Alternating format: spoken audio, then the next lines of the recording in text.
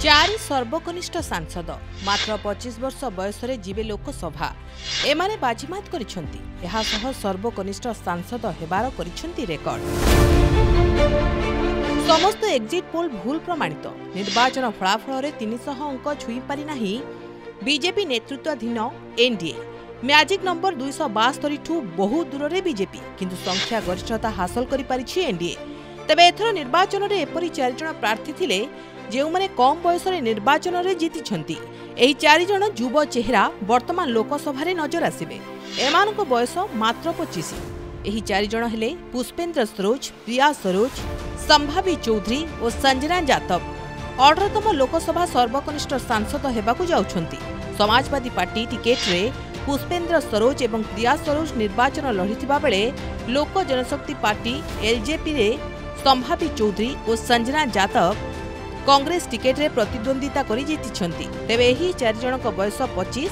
आसंतु जानिबा एही युव नेतांक विषय रे। संजना जातव राजस्थान रो भरतपुर निर्वाचन मंडली विजयी होइछंती। 25 वर्ष बयस रे से विजय हासिल करिछंती।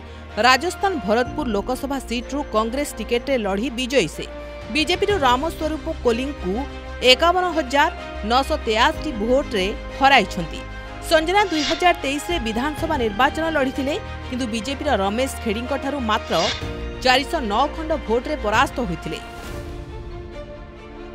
प्रिया सरोज युव नेतांक भितरे सामिल उत्तर प्रदेश मछली सहर प्रिया सरोज खूब कम वर्ष बयस रे से लोकसभा निर्वाचन जीतिछंती। प्रिया को एबे मात्र 25 वर्ष 7 मास।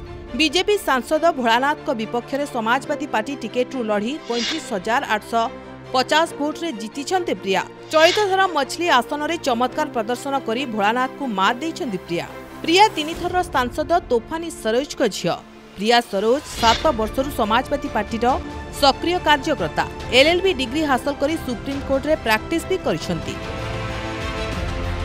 संभावी चौधरी पूर्व आईपीएस अधिकारी किशोर कुणाल को बहु संभावी चौधरी 25 वर्ष बयस से पिंधिछंती विजयर मुकुट।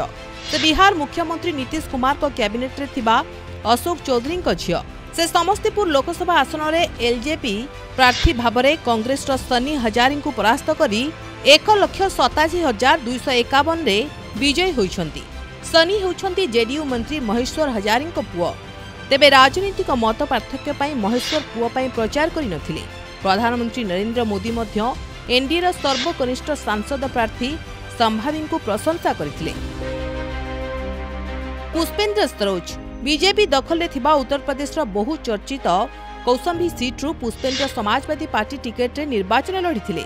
यूपी रो कौसंबी लोकसभा सीट रे बीजेपी सांसद विनोद कुमार को 1,03,944 भोट रे हराइछंती। यूपी रो 5 थरर विधायक इंद्रजीत सरोज को पुओ पुष्पेंद्र को 25 वर्ष 3 मास।